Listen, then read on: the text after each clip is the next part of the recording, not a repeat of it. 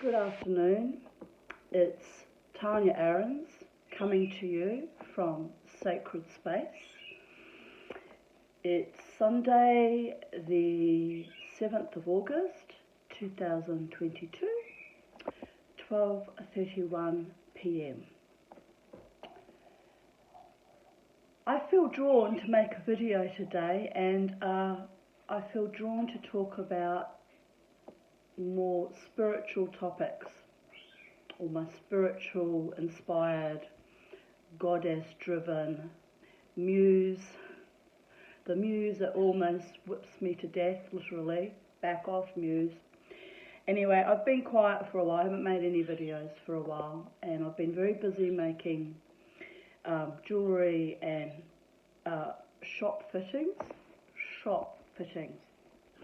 because I'm manifesting a little business for myself, which in the moment is still in idealisation fantasy mode.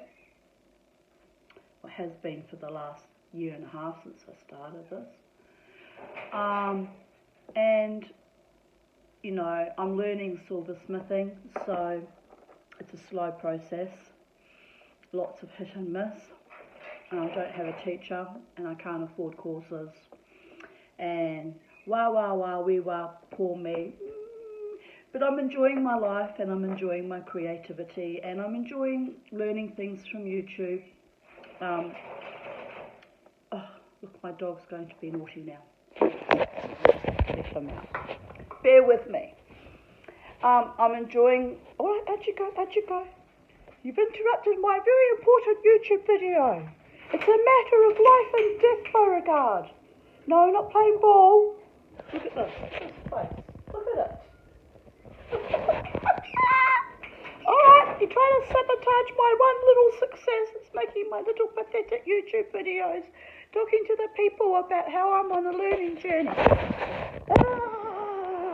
I'll never be a YouTube superstar, but that's okay, because I don't do it for that reason. Maybe I should. If I were professional, do you know how successful and famous and well-heeled and surrounded by gorgeous, loving, sincere people is there sincerity out in the YouTube world? Let me think about this. So the little bugger goes back to bang on the door again, doesn't he? He is indeed sabotaging. Beauregard. Monsieur Le Beau. The only one, Kenobi. The truest, deepest love. Apart from the bird, of course. Anyway, I digress. What was I saying? Oh yeah, so I've been enjoying my silversmithing learning process. Lots of failure and a few successes, and that's the joys of learning a new art or craft or venture. Is you have to incorporate the failures with the successes. So that too has been quite spiritual and interesting, and got me through the last, 1.5 years of the COVID paradigm, the COVID epoch I call it, where people turned into just mindless NPC zombie drones. And it was a cause of great distress for me, obviously, because I hadn't realised how much evil I was actually living amongst. I thought the only evil I was living amongst were my former lovers, that we were just out to use and manipulate and abuse.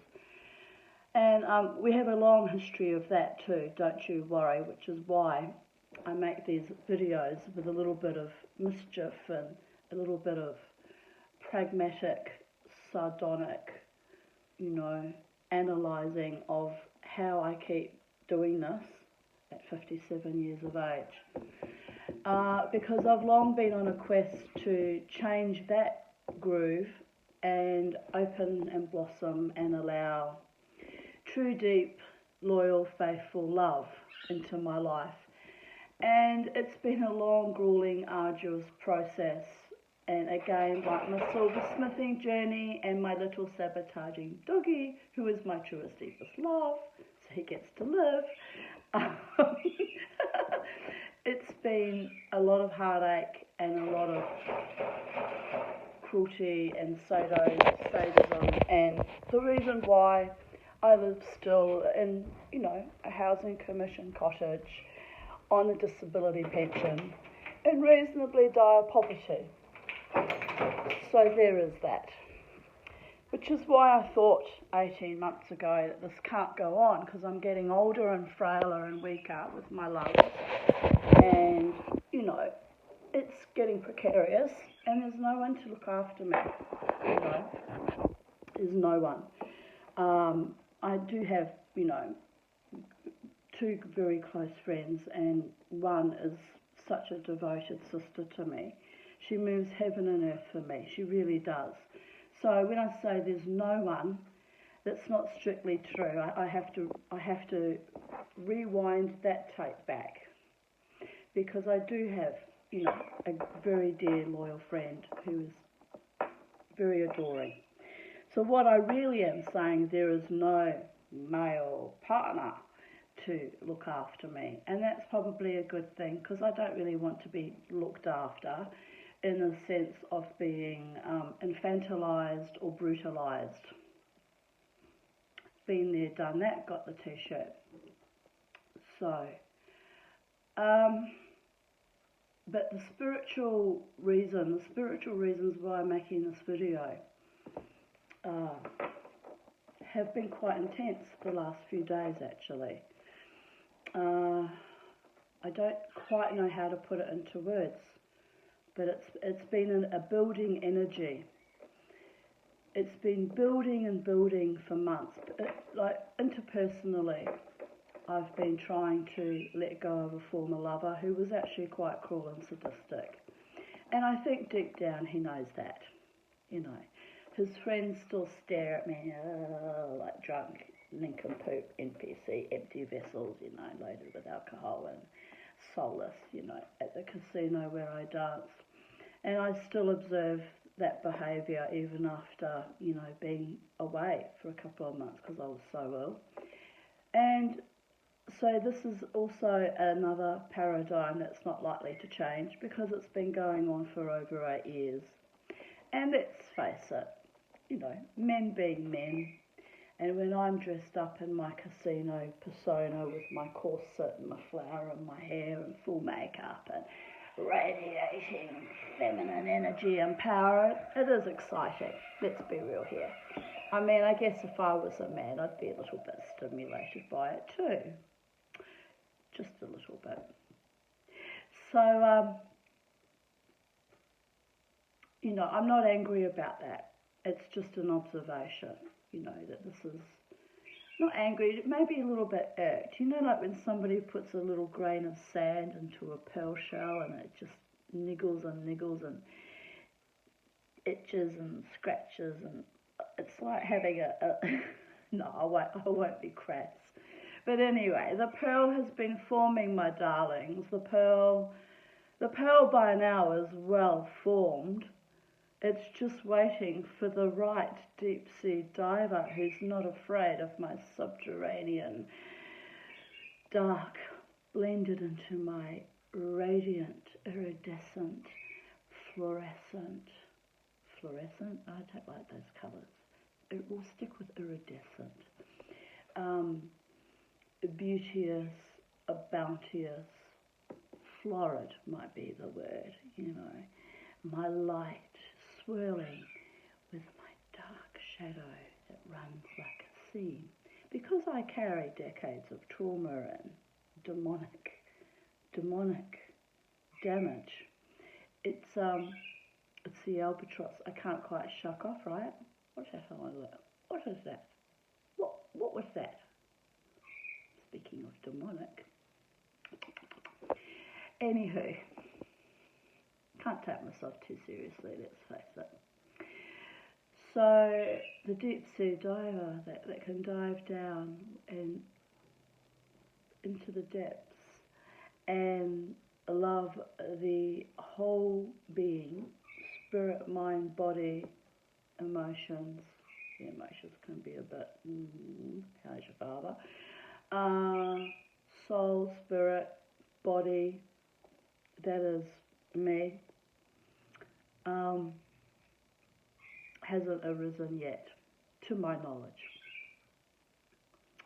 It would take a man as blessed by the gods as I have been, who understands trauma, and as my psychiatrist, who I see for regular therapy to help me survive my life, darlings, reminded me frequently it would probably take another psychotherapist or another trauma survivor to understand all the nuances and depths and, shadow and light and surviving and thriving that I represent now. So the funny thing was, spiritually, as he was saying that, this was a few years back, right? He was saying this round about 2018, 2019. And I did indeed attract, oddly, at ecstatic dance of all places, because I live for the dance of life, the joie de vivre, the power and the glory that is blossoming out all your shit through all your meridians and flowing it out and recalibrating it and healing it and exuding it. Because when you heal yourself, you heal the ones that respect and honour and love you also. It's a symbiosis. Unfortunately, towards the end of that dancing in that space, there wasn't a hell of a lot of respect, so I left. But I may go back sometime. I may get over myself if I need to get over, if it's me that I need to get over, right? Because I usually have a fairly honed antennae for narcissists and psychopaths, and once that's been, that trigger switch has been twanged, I choose to leave these spaces because I don't need to dance and give my energy into toxic environments. But in those days I danced there quite willingly and happily and joyfully. And I had very interesting spiritual experiences. And I did indeed attract a psychotherapist, or a training one anyway. Well, he proved to be disingenuous to the sense that he was an urban shaman and wanted to heal me. Isn't that sweet? So the healing did take place, and I'm grateful to him for that, because the healing I was hoping for was that I would be healed to the degree that I would attract more loving, kind partners, lovers, sexual partners that were, available to me. And no, I'm still sort of attracting damaged, broken men who are on the rebound because their relationships have broken up or about to break up. And they're looking at me as the next best thing, right? Just to jump from lily pad to lily pad, thinking that I'll be a safe landing so they can quickly, express themselves and move on. And we've done that scene in the past, so I'm not doing that again. I've been celibate now for, I have to think.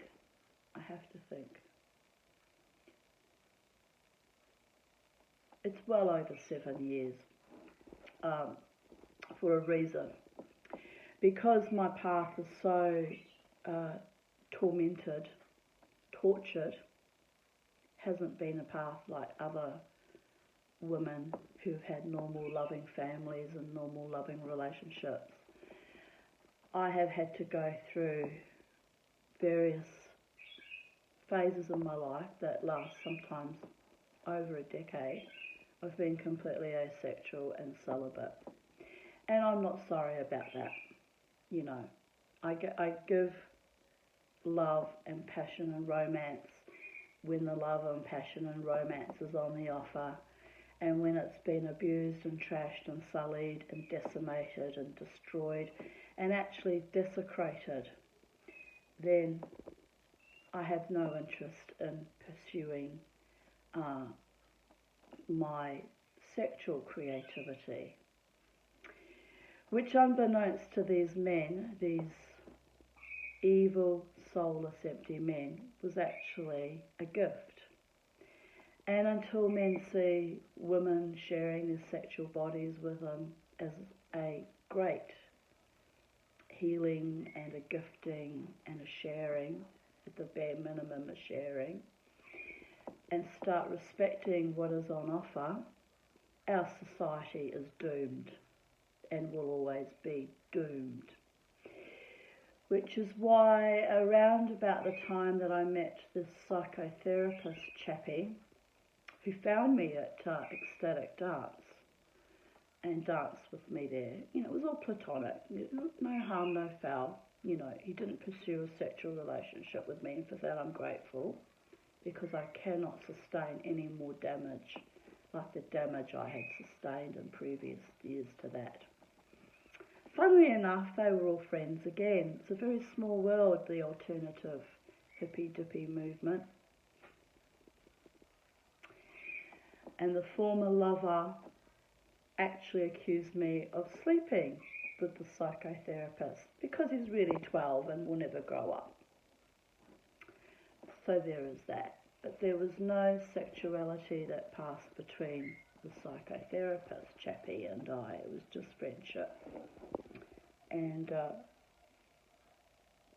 more of an acquaintanceship really when I was still dancing at Ecstatic Dance. But I did observe that a lot of the other dancers watched me very avidly with great concern, because he was known to be a bit of a polyamorous playboy, and they were genuinely worried for me, I think, because deep down they know I'm very vulnerable in some aspects of my being. I'm vulnerable to, you know, people who come in with charm and grace and, you know, a modicum of kindness, and I often mistake that lure for true honourable intentions, which was how I got into the mess with the former lover, the last one that I fell in love with, because he presented as kind and decent and respectful, and that he couldn't keep that up for very long. You know, he kept his penis up for longer than he could keep his false persona up for. So there is that. Anyway, interestingly, I rang him today. So the love that I felt on my end is still very, very authentic and real, even though I complain about his nasty, dweeby, infantile little ways. I too must be a little bit nasty, dweeby and infantile, because no woman in her right mind would even bother with such a creature ever again. She would kick him away like a shit-stained piece of toilet paper stuck to her shoe. But spiritually, this is what happened, okay? I'm going to be very real here. So if you don't like to talk about angels, spirits, demons, the fae, life and death, love, passion, romance, the energetic transfer, the kundalini, if you don't believe in those things, switch off now, because I've got nothing to offer you.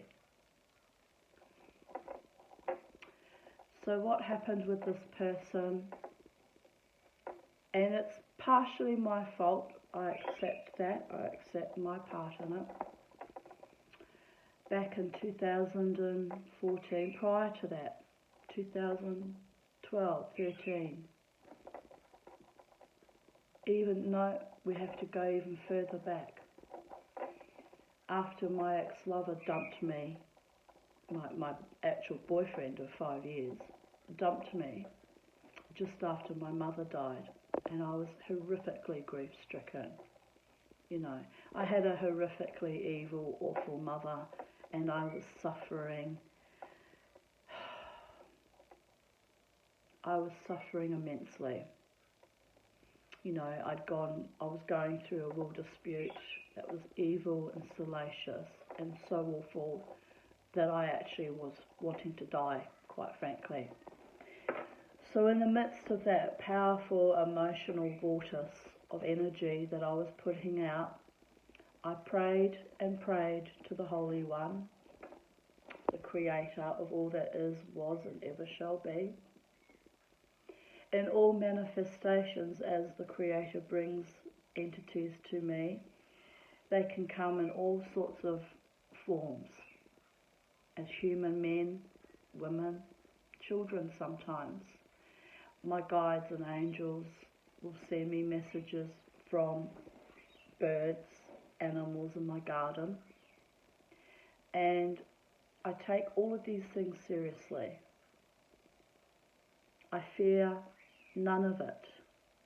I observe and I acknowledge the messages brought to me, and I understand that some of them were designed to protect me, some of them were sent to heal me, and some of them were sent to be way showers of how to proceed next into the future, such as the ones that inspired me to start the silversmithing journey. That was a very weird and unusual spiritual experience in itself. So the prayers I put out to draw in a good, kind, noble, decent, loving man were heard in the cosmos. All prayers are heard of, by, with, through the cosmos, believe it or not. Whether we get the answers to those prayers we want in the form that we want, that's up to the whimsy and the capricious mischief of the gods. So, the gods, as I shall reference, the Holy One in all manifestations, in those ensuing years, sent me on very unusual tangents, some of which were life-threatening. I actually had my life threatened. But nothing new under the sun, right? People, former lovers, now the state, have been trying to kill me since the day I was born. Nothing new under the sun. So the last threat to my life, I was actually quite resigned. It wasn't a strangulation for a change, that was new. I was threatened with a teeny tiny lady pistol in an outlaw motorcycle club, where I was literally sent to go there by spirit because they thought it would be an experience that would lead me to true love. Didn't pan out that way, although I had some very dear friends I made there. So friendship is also a manifestation of love. And the little bit of protection that was afforded me meant I walked away unscathed by the friendships. So there is that. That experience happened in midway through 2012, towards the end of the will dispute. But yeah, 6 months before the will dispute ended, so I was pretty upset about it actually, because I'd had a good time going there and made some nice friends. So, and I knew it was a mission, and for me to get threatened out of the place meant the mission was over, right? And I didn't feel that I had achieved the aims that Spirit sent me there for.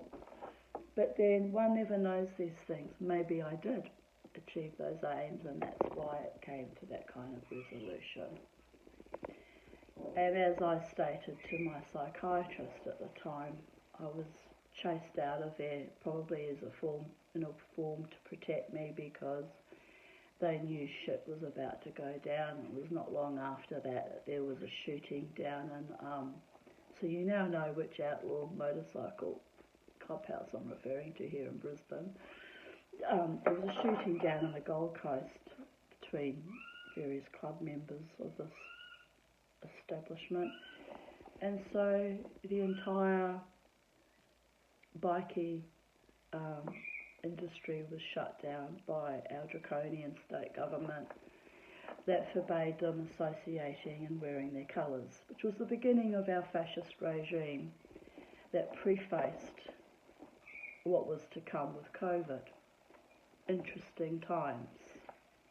I have lived through interesting times. And don't worry, I'm well aware of what was going on back then. It was the beginning of our police state.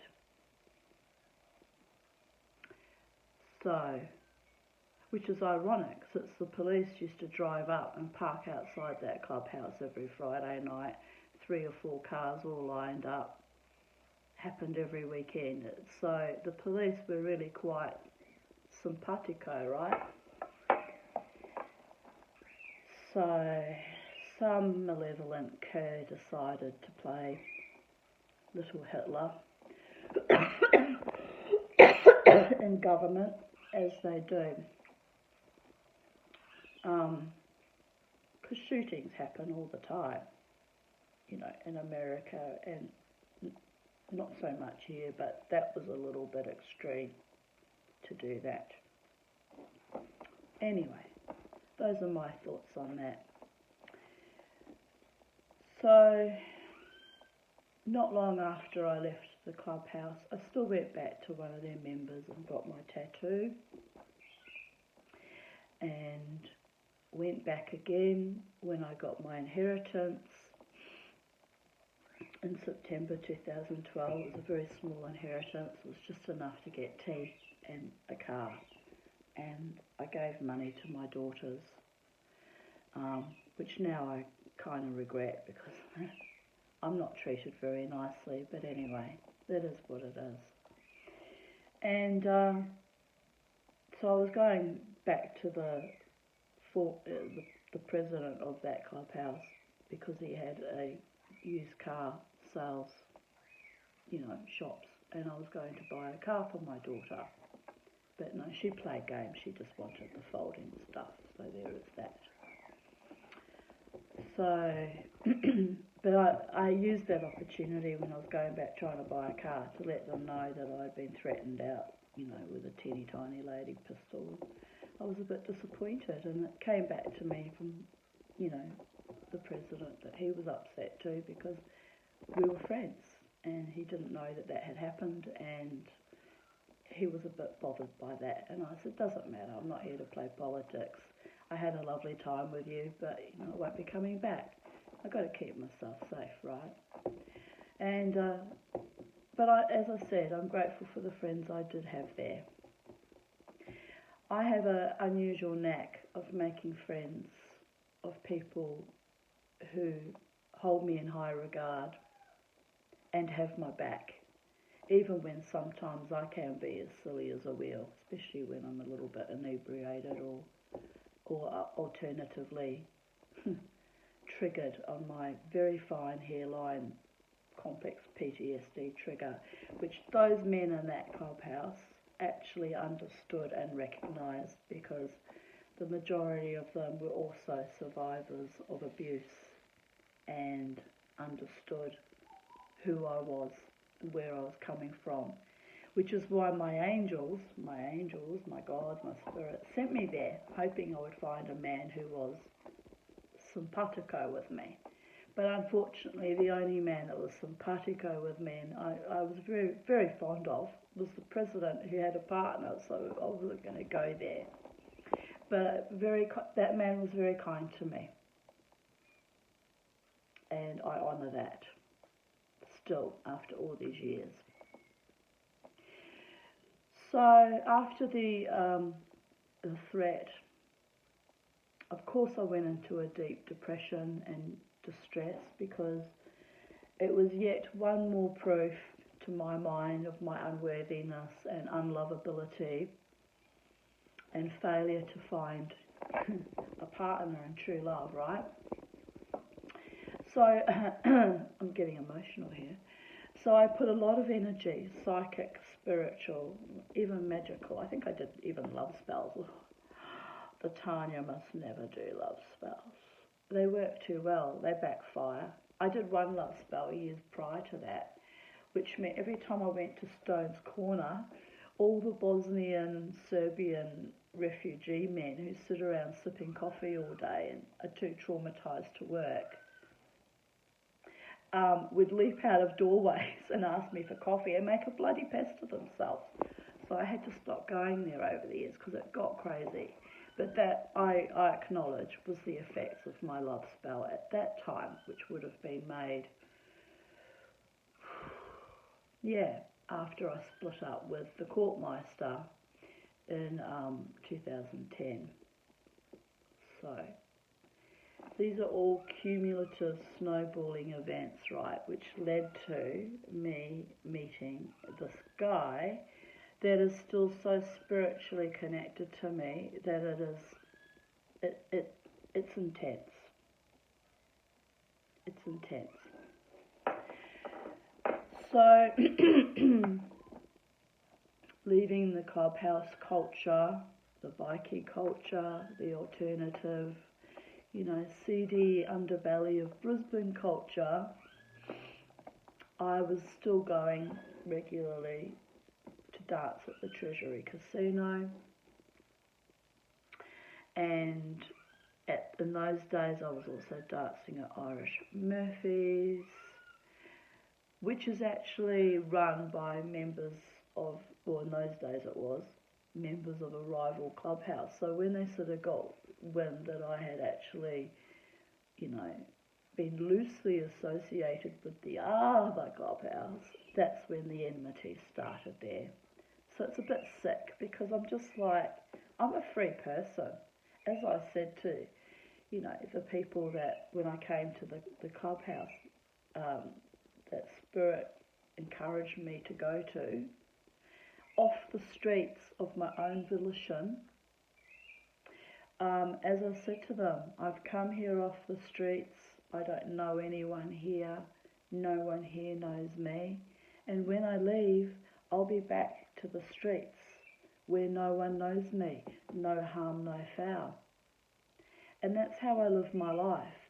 If I come and I give you my energy and my time and my heart and my integrity and my decency and my sweetness and my kindness, I do not like when it is abused, misaligned, debauched and desecrated because it came from pure intention.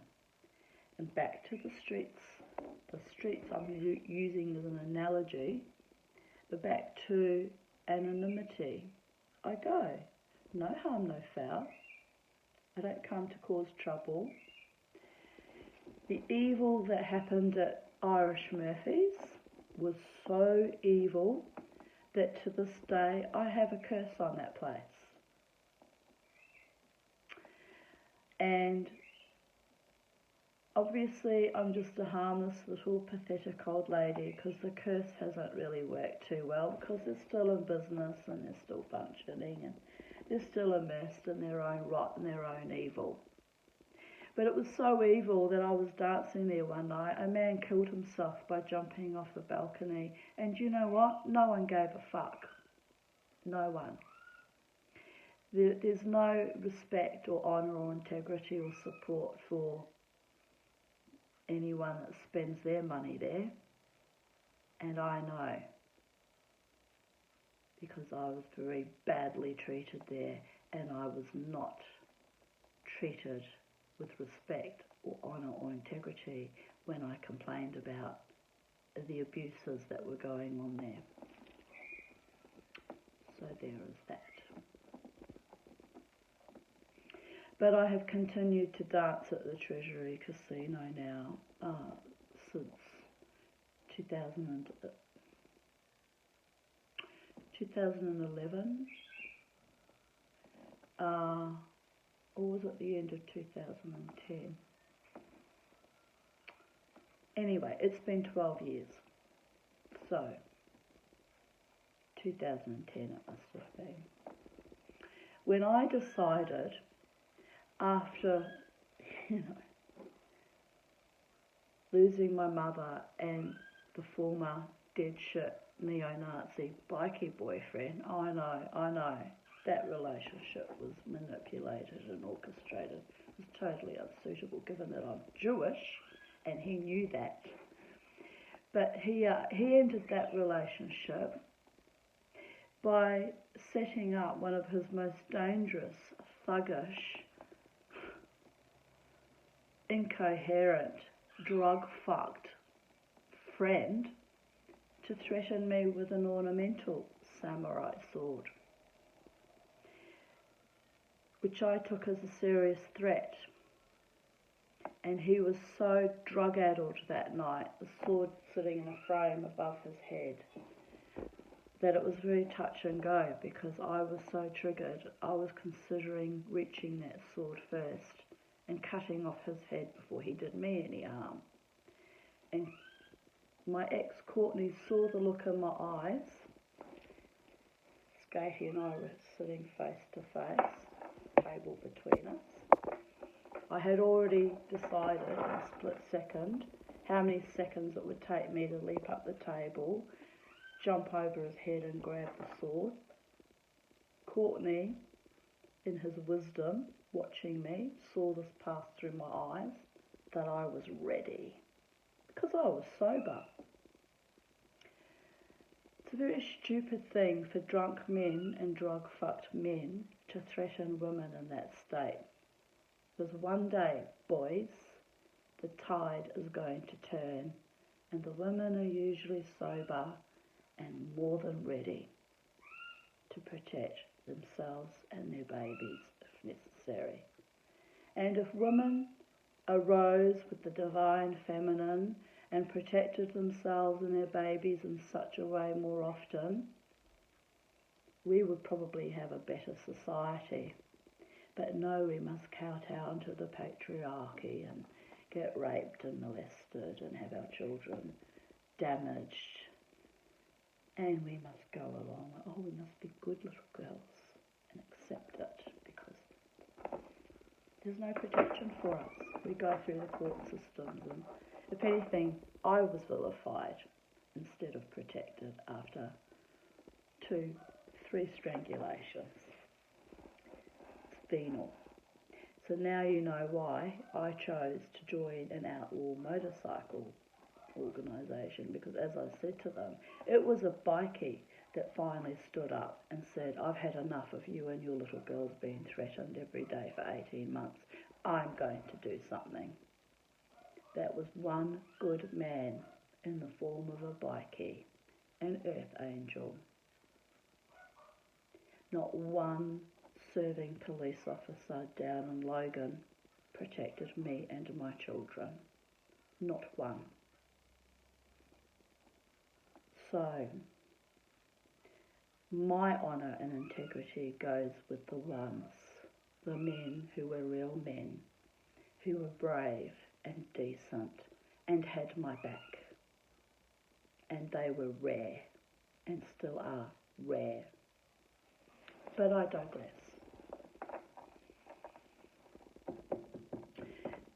The spiritual energy I put in, fueled by grief, trauma, purging old traumas dating back to early childhood when my mother died, because it was like opening Pandora's box and everything flew out. Like fireworks, like a Catherine wheel, like demonic moths flying into the dark of the moon. It was intense, and it was intense for my psychiatrist to keep me alive during those times and get me through it, by the way. A powerful, good, kind man.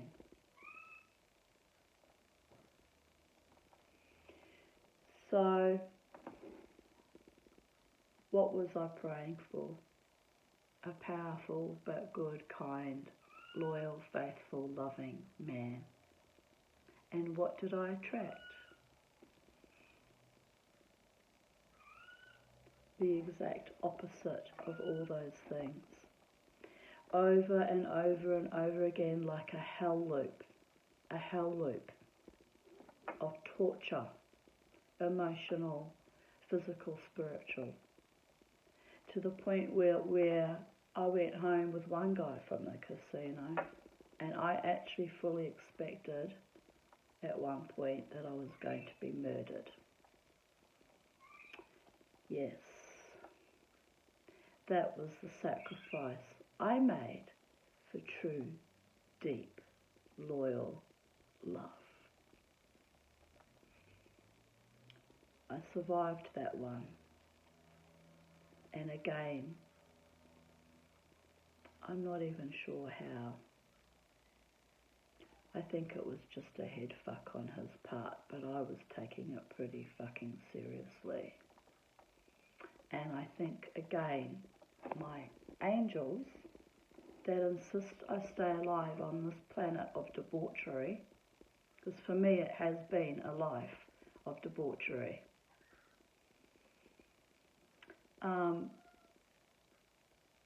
My angels who would not let me die on the 25th of June 2019 after that debauched, abusive surgery, the gallbladder surgery, would not let me die. I was dying. I was on my last breath. My angels cast me back to earth yet again and said, "We are sending you back to a hellscape of epic proportions, but you are going to be okay." Well, my angels, my spirits and ancestors that love me, my holy ones, my blessed ones, my perfected ones, the shining ones, the elementals that surround me in this garden and on this land. I need more than to just be okay. I've had to fight for every breath, every scrap, every fractured ingathering of my spirit since the day I was born into this earth, this beautiful, sacred, magical, holy, but demonic infested earth. I need more than to be just okay. And I'm not greedy. I'm really not. But I am worthy of a good, safe, loving, nurturing, cherishing, protecting life. I claim it. I claim it and have been claiming it for quite some time, and there are improvements. There are improvements, but the improvements came too little too late in a time when the world fell under the most demonic influences that brought this COVID regime. We have now reached a point now where mothers are injecting their children with an experimental drug I don't trust. I'm sorry, I might be wrong, but I personally don't trust it. So I fear for our children, because our children are our future. Our time on earth passes quickly, more quickly than you realize. We're little blips in the fabric of eternity, and our children deserve better. And that's how I feel about it. That's how I truly, truly feel about it. This COVID epoch has cost me the love of my last daughter. Oh, don't worry. She'll tell me she loves me. But she had COVID recently, a few weeks back, was very ill, and the viciousness and the treachery and the sadistic cruelty beyond belief.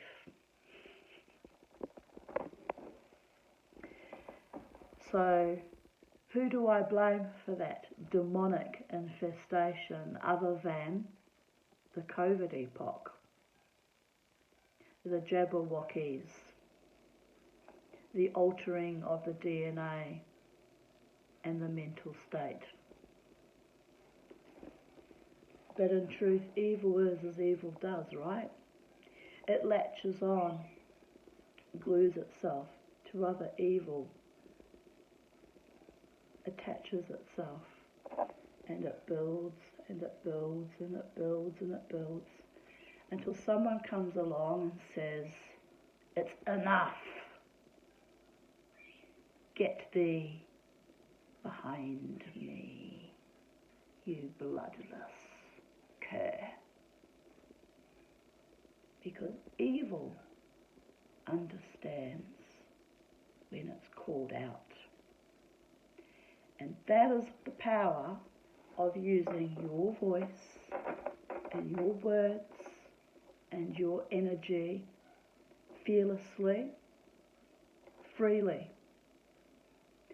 Because when you use your words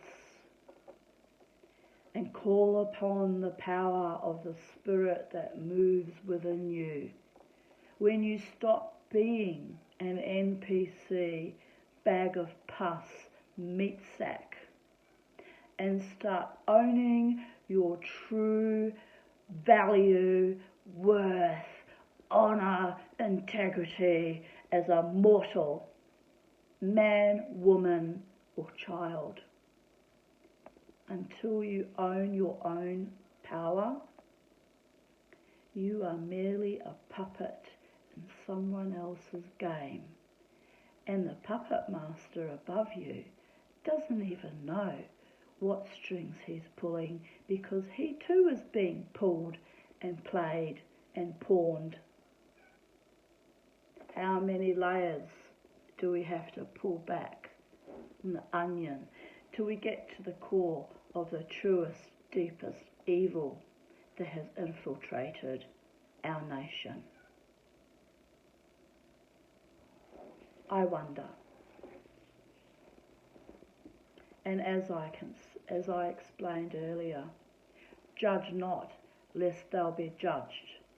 Because in the darkest, seediest, most dangerous sectors of society, I too found goodness there. Goodness and honour and integrity, as much as there was a treachery and a betrayal that hurt me deeply. So my prayers went out for truest, deepest love, and they came thick and fast, mostly thick and very, very fast. In and out with the Tweety birds at dawn, having released themselves, unburdened their pent-up seminal fluids and their hatred of women. They came. Some came to my home and told me I'll never set foot in this house again, and tried to make me worthless. But I rang him this morning, that one,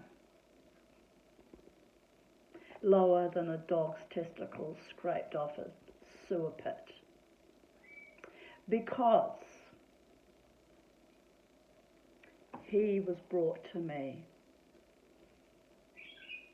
not by choice. I no longer believe he was brought to me purely by choice. He was brought to me by something really toxic and evil that thought he'd have a little bit of a game with me and play me for a fool. Rape my soul. He didn't rape my body. Let's be fair here. One of the few that didn't try that. But when he encountered me sexually, he discovered a power and a passion that few men have enjoyed at my behest. So what did that mean? We created a force field, a kundalini rising, a love lust. He and me together, but mostly me. And so the bond that we created back on the 21st, 22nd of February 2014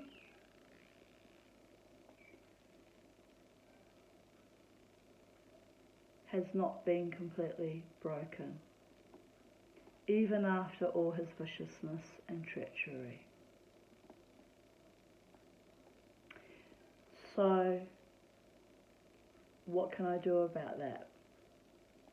I have tried all methods spiritually to break it. So there's a reason why it's still sound, which will make sense one day. One day, maybe after I'm dead, it will all make sense. But I have had a masculine energy tap, tap, tap, tap, tap, tap, tapping on my core now. Look, it started just prior to when I got really sick, so we're talking back,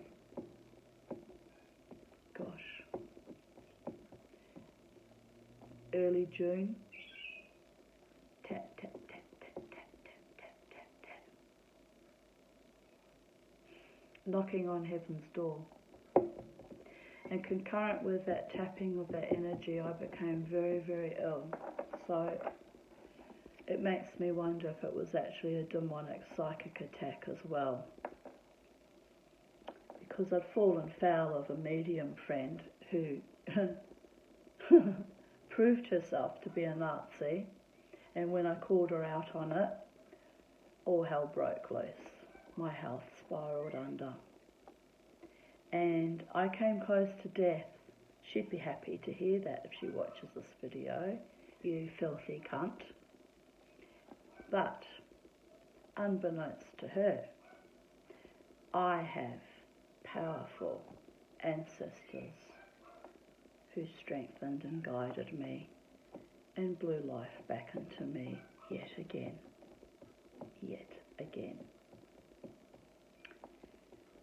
So, the tap, tap, tapping on my energy is getting a little bit annoying now. I'm an open, transparent woman, and I like people to be open and transparent with me. I like them to tell me if they are interested or they wish friendship from me. Not this backhanded, spiritual, invasive poking and prodding. So I'm making this video. I will be calling upon my holy ones as manifested by the highest and the holiest for extra protection and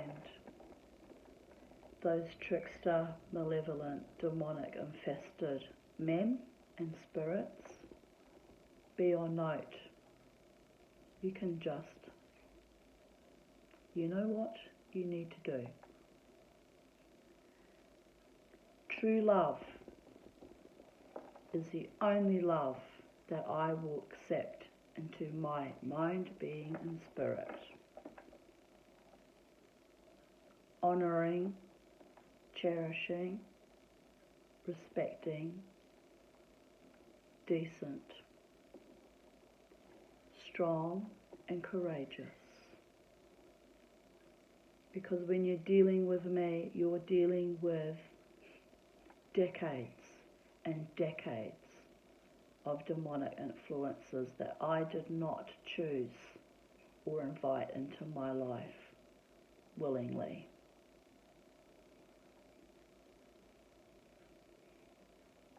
They were thrown at me, hurled at me, manipulated by others, like my former partner, Courtney.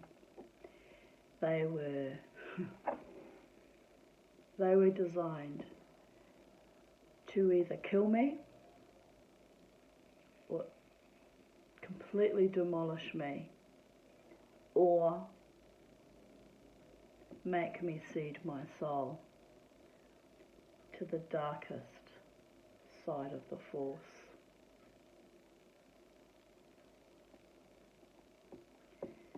And yea, I have walked through the valley of shadow, the valley of the shadow of death.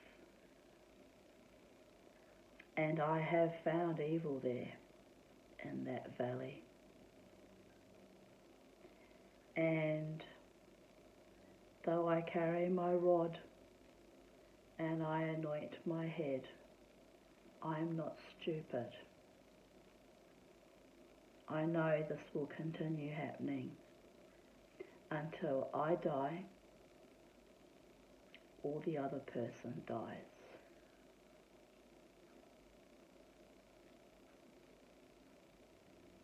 But I fear no evil. Friday, a few days ago,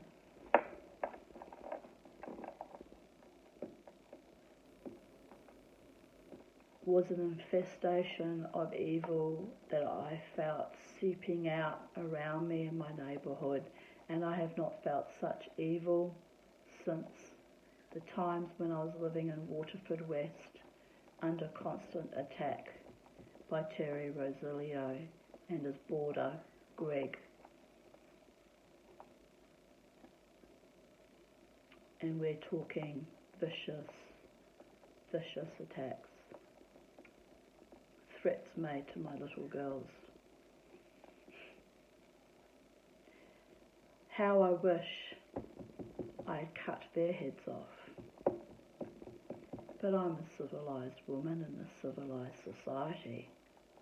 But our society is breaking down now, and the barbarism is seeping like an undercurrent.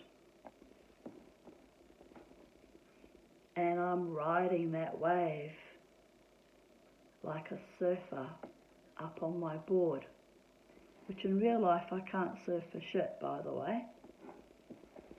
Maybe body surf. But I've ridden that wave many, many times, including in my own childhood. So I'm somewhat experienced at it. So Friday was a bit of a frightening day. Very frightening. An entire school, I thought, Cavendish Road. The boys hooning in the neighbourhood, without a thought that a child or pet might run out and get run over. The narcissism and psychopathology that has infested our population and multiplied like something you wouldn't dare feed after midnight, but is given in broad daylight. You know what that something is. Multiplying. So no, I'm not safe here in my neighbourhood. I haven't felt safe for some time. The condescension. Hey you, Tanya. The nastiness. You know, it's venal is what it is. But I maintain civility. I'm well, I'm alive, I'm doing well, thank you. I know who the false ones are in my neighbourhood. I've taken particular note. They are the dangerous ones, the false ones that smile at your face like the smiling fucking assassins. When society breaks down, they'll be the first to come to my home and my land, threaten me. Don't worry, I'm ready, spiritually, if not completely physically, because I'm an old lady now, I'm 57, and my lungs are shot to pieces, and to this day I still haven't had COVID, so therein is the irony. The sickest, most frail and vulnerable woman in the neighbourhood is the one that has had to be the most courageous, stoic, determined, loving, open, caring, transparent. Saturday, Friday evening, I did my usual, I went dancing. Haven't been for a few weeks because I was too ill. And it was a strange vibe that had followed from the afternoon. I actually considered not going out because I thought maybe I'm triggered by the evil that I'm encountering in the neighbourhood. But I thought, if I don't go out and dance and take delight in my own body, mind and spirit,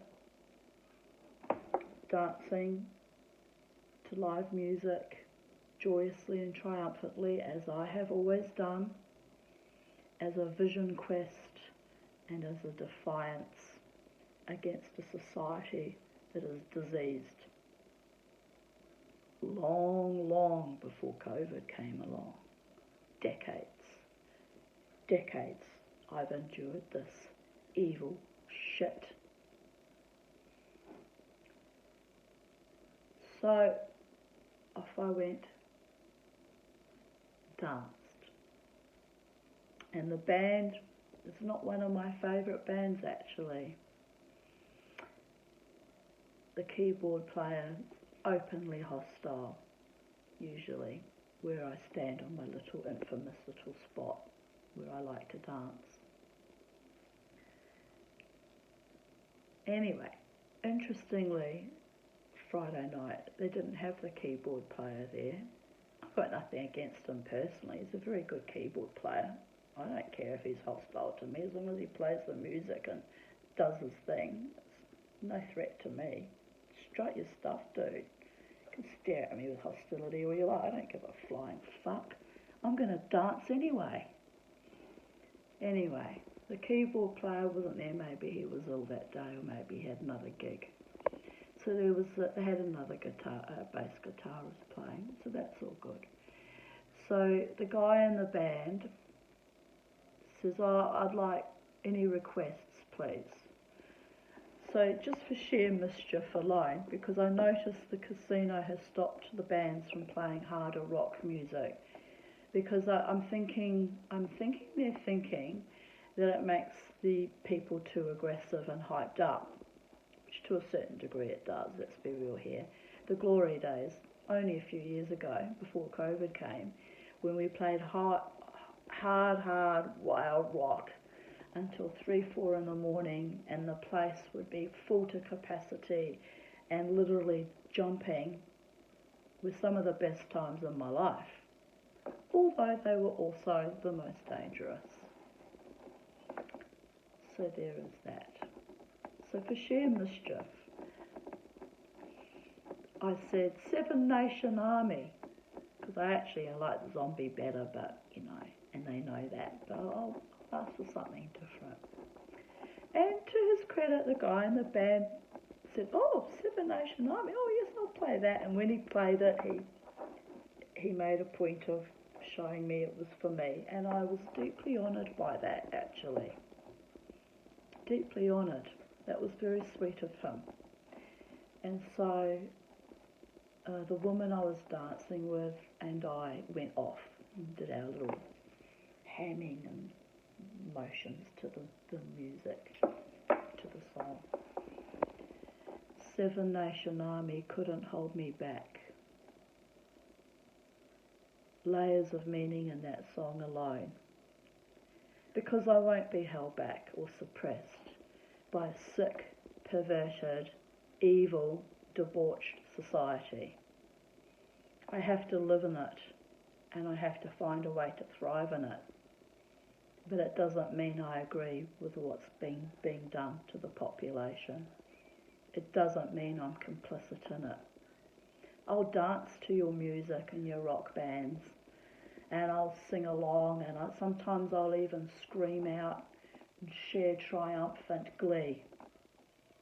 But I will never be complicit to a regime that destroys its own children. I don't agree with it. Our children are our life force. You women out there, you writhe in fucking agony to produce these births, and now you betray your own blood. And to what God are you serving? What demon God are you serving? I want to know. I'm curious to know. Thomas Sheridan, the pagan man that I have been following for months because we agree on this issue. On this issue, we are simpatico. Said that the evil that came in 2018 has left the planet and things will get better. Now he's speaking, of course, he lives in Ireland, so he's speaking in reference particularly to Ireland and the UK. And by the gods, by every breath and depth and width of holiness, I pray it is so. By the gods. Because Australia is still seeping and oozing with something very dark and malevolent, and I feel it every single day. And I'm fighting it by speaking my truth, by keeping to my integrity, by dancing when my lungs allow me to, at my favourite spot, at the Treasury Casino, where I have been part of that music scene now for 12 years. And there were the best of times, and there were the worst of times, where I was under such venal attack, including from this particular lover I mentioned earlier, and his cohorts that still stare at me like this. So, there is that. I rose above it. I walked my walk, I talked my talk, and I've danced my dance. I've lost 2 daughters now. I've lost partners. Some of them weren't worth the black under my toenail. But I felt it as a loss nevertheless, because I had hopes and dreams for one of them. I've lost friends, but you haven't really lost a friend if your friends head for the hills the first time of a crisis. They were not really your friends. So I didn't grieve too long or too hard, because there's one thing I hate in life, and that's superficial false friends. Because I was raised by a superficial, false family who was so profoundly evil they refused to protect me as a young child, 6 years old, from the family pedophile. So I know something about evil and superficiality and narcissism. I know more than the average. So, spirituality. I came to make this video about spirituality. I'm calling upon the ancient ones that love me, the guardians of the earth, the gods of the multiverse, the archangels, Gabriel, Raphael, Michael, Uriel. Yes, the angels recognized in Judaism as the archangels. Those energies are powerful and not to be toyed with or disrespected. But they have come to me in time of great danger, as was described by a psychic one night in Irish Murphys who could see the angel. So of course at the time I thought she was just a bit bonkers or a bit drunk or something, but I have had cause in recent years to know that that energy that was with me at that time was real and continues to support me if and when necessary, so I can complete my mission on this earth. And they don't tell me what that mission is. At the moment, it's come with great loss and great suffering. When my own daughter can turn against me in a time of her own COVID illness, it's utterly demonic. Utterly, utterly demonic. And what sacrifices do I have to make as a mother to keep that one daughter in my life? I've already made them over and over and over again. So now I'm done. Totally done. I will grieve the loss of that daughter as though she has died, because that is the only way I can survive it. Although I did put a like on her Instagram, she was showing her latest play that she's involved in, and I invested a lot of time and energy into encouraging her into her career to be an actor. So I will always put a little like, and I will always continue to encourage, even from a distance. Because we are nothing without our dreams and our ambitions and our desires to become the best version of ourselves, each individual, including my daughters. And I wish to all the gods I had had a mother and a sister that were as invested in my success and my thriving and my safety as I had been for my daughters. And it's a great tragedy that I failed, not by choice or by will, but because they were being raised in a society that was so debauched and evil that they thought it was acceptable for a woman and her 2 children to be threatened with rape and mutilation every day for 18 months. And other women, like Hannah Clark and her children, did not survive it. There, but for the grace of God, almost went we. And how has that manifested for my daughters? Estrangement and hatred of me for failing to be a good enough mother and prosperous and protected, so that they had a life of ease, prosperity and peace. Those were not the cards that were dealt us by members of our Jewish community, though.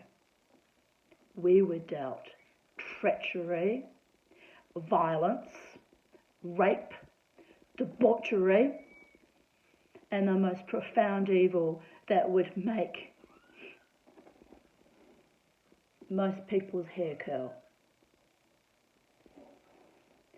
So when my former Nazi medium friend started twisting that reality into telling me that Auschwitz was beautiful, the sick, perverted, evil dog, no. I have lived through both aspects of that Venn diagram.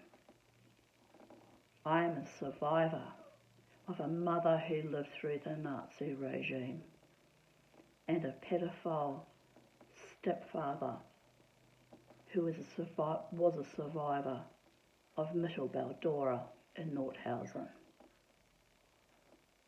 And even though my own Jewish community here in Brisbane sullied, desecrated, slandered and betrayed me over and over and over and over again, I, in my core, in my soul, deep within, am still a Jew. I don't practice it anymore. I dance wildly and freely on the Shabbat on Friday nights as an act of defiance and of survival against not just the Jewishness,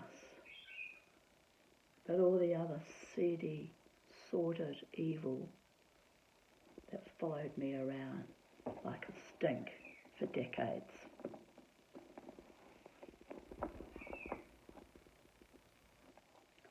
But the Holy One has my back. Trust me on that. In God I can trust. I know this. Not just the Jewish God, the Abrahamic God, but the ancient pagan gods too recognize my spirit and my fierce determination for survival against all odds in a world that has gone completely, utterly mad. So I pray that Thomas Sheridan is right, that the Corazon or Cthulhu demonic energy or whatever came to our planet visiting not long after Oumuamua, that was a sentinel of some kind of pre-warning from the gods. I can only hope and pray that Australia, where I have to live, because I have no other option since I have no money to go anywhere else in the world and start fresh. Certainly wouldn't go back to New Zealand infested with debauchery and evil that it was during my childhood. Can't live in Israel because I wouldn't be safe there given the treatment I received here in Brisbane. UK and Ireland, Scotland, my Celtic ancestors are calling me home, which is why I follow all those pages. I can't live there with my shitty lungs and the freezing cold. I would die much quicker than what I anticipate. America, maybe, but they wouldn't like my truth, my in-your-face, expansive, out there personality. And Europe, I still remember the Holocaust and how people sold Jews out for 2 bags of sugar. So no, I wouldn't feel safe and comfortable there either. So here I sit in Brisbane, Australia, on my last nerve, on my last stand, holding my ground, on my sanctified Aboriginal land, always was, always will be Aboriginal land, holding my ground on this land and garden that I actually sanctified, put a sign on my gate, this is sacred space, no psychic vampires, no trespassers, no proselytizers.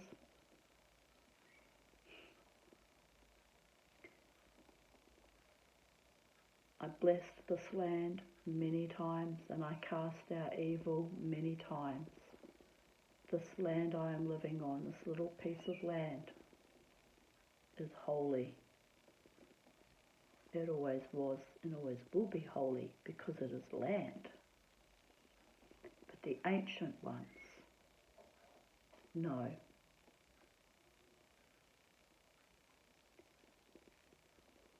I am here for a reason. I was brought here to this land before it even came up for rent by Housing Commission, when it had a sign on it that said for tender. I was brought here and here I live. And of course I had fantasies, silly schoolgirlish fantasies of falling in love and having a decent, kind, loving, passionate, romantic, loyal, faithful man in my life, and maybe we'd go and we'd live in Byron Bay by the sea, happily ever after, living a joyful, freewheeling, safe, comfortable lifestyle. Sweet little fantasies I've had. But in truth, I will probably die in this house or on this land. And if that is my fate, then that is my fate.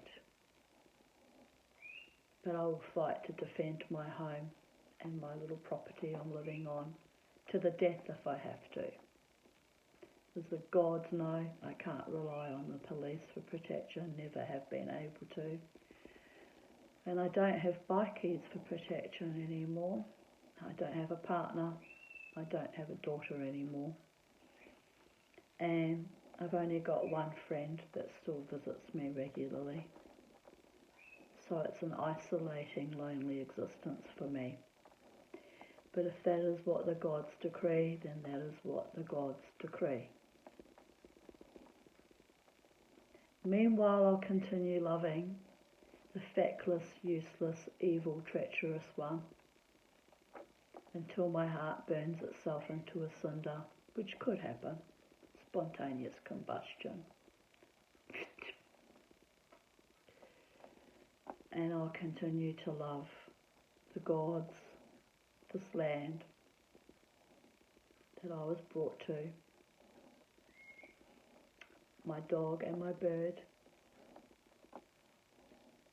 and my few and rare and precious true friends. Thank you for listening. Goodbye. Good afternoon from Sacred Space.